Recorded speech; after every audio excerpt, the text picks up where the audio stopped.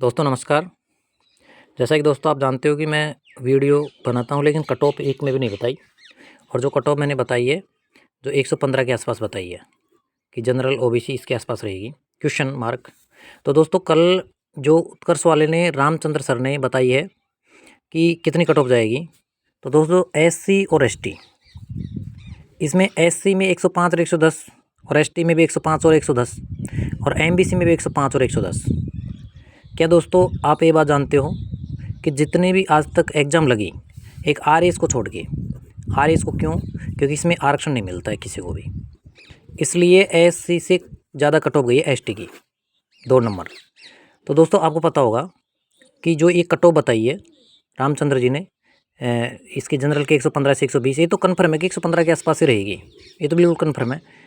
और फीमेल 110 से, ओबीसी 115 से 120 आपने देखा होगा। ईडब्ल्यूएस की 110 से 115 बताइए, और एमबीसी की 105 से 110 बताइए, और एससी और एसटी की तीनों की एक कट ऑफ बता दी उन्होंने।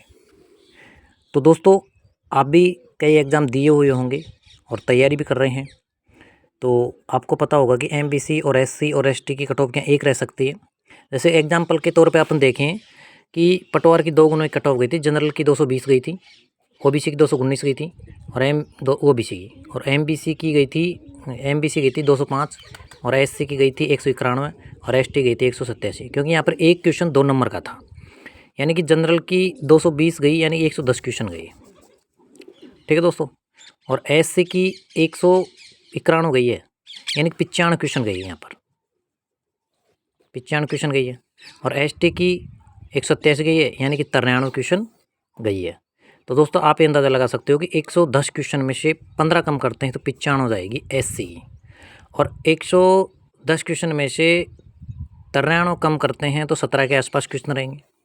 तो दोस्तों आप देख सकते हैं यही वेरिएशन, यही अंतर सभी एग्ज़ामों में, लगभग सभी एग्ज़ामों में रहता है कि अगर जनरल की 120 जाएगी ना, तो एससी की 105 जाएगी, कन्फर्म है, और एसटी की 102-3 जाएगी।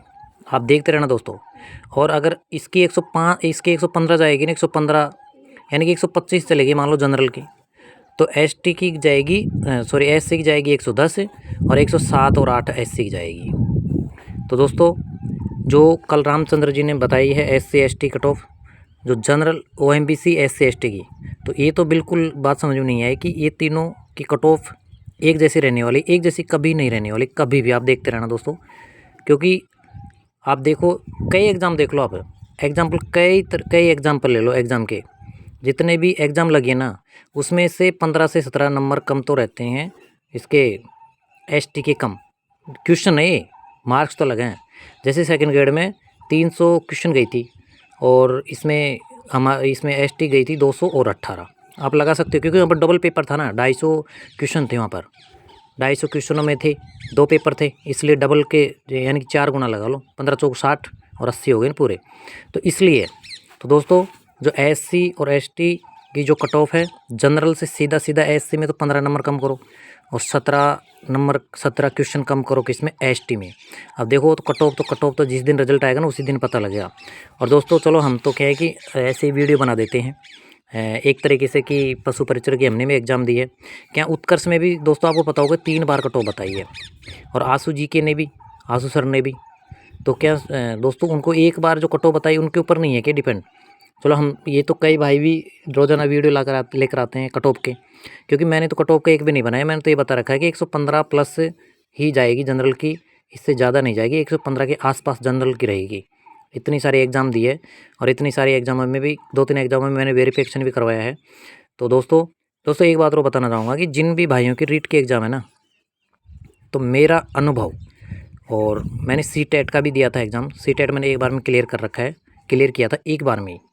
तो दोस्तों रीट में जो रीट का एग्ज़ाम देने जाएंगे तो कई बोल रहे हैं कि नेगेटिव है, तो दोस्तों इसमें नेगेटिव नहीं है, क्योंकि ई ऑप्शन आपको भरना ही नहीं है। जब नेगेटिव नहीं तो ई ऑप्शन क्यों भरते हो? और दोस्तों जो जैसे मान लो कि कई सब्जेक्ट हैं आते नहीं, जैसे संस्कृत है, तो मैंने संस्कृत बिल्कुल भी नहीं पढ़ी थी, क्योंकि जब ये मेंस एग्ज़ाम थी ना, जब तो मैंने पढ़ी थी, बाद में नहीं पढ़ी थी। और इसमें मेरे 13 नंबर आए थे दोस्तों, इसमें 13 नंबर। मैं किसी को ये नहीं कह रहा हूँ कि आप ऐसे करो, ये मेरा खुद का अनुभव से कह रहा हूँ। मैंने 30 क्वेश्चन थे ना, उसमें सभी में सी भर के आया था दोस्तों, क्योंकि मैंने संस्कृत पढ़ी नहीं थी, मुझे पता था, लेकिन फिर मेरे 104 नंबर आए थे इसमें, जो रीट का एग्ज़ाम लगा था ना 22 में, उसकी बात कर रहा हूँ दोस्तों। तो जो भी भाई की अगर कन्फ्यूजन है तो आप एक ही ऑप्शन भर के आएँ, न कि दो ऑप्शन। जैसे मान लो एक में सी भर दिया, दूसरे में बी भर दिया, डी भर दिया, तो उसमें रॉन्ग हो जाएगा। या तो आप सी भरो, या फिर बी भरो, या फिर ए भरो, तो उसमें क्या है कि अपना जो स्कोर है वो आगे बढ़ जाएगा। तो नेगेटिव नहीं है दोस्तों इसमें रीट में।